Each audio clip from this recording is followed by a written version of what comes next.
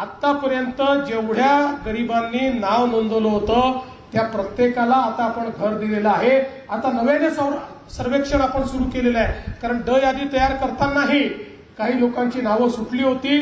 आता पुढच्या काळामध्ये त्यांचीही नावं आपण त्या ठिकाणी करणार आहोत आणि हे करत असताना मला सांगताना आनंद वाटतो की आपण 50,000 रुपये अधिकचे त्या ठिकाणी देऊन एकूण आता घरांकरता 2 लाख रुपये हे मिळतील अशा प्रकारचा निर्णय आपण केलेला आहे।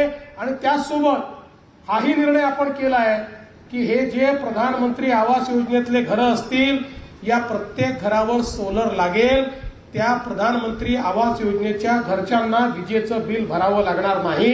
पहिल्या दिवशीपासून मोफत वीज ही त्यांना त्या ठिकाणी उपलब्ध असेल। मला सांगताना आनंद वाटतो की यावर्षी माननीय प्रधानमंत्री मोदीजींनी आणि शिवराजसिंग चौहान साहेबांनी एका झटक्यामध्ये आपल्याला प्रधानमंत्री आवास योजनेमध्ये 20 लाख घरं महाराष्ट्राला दिले।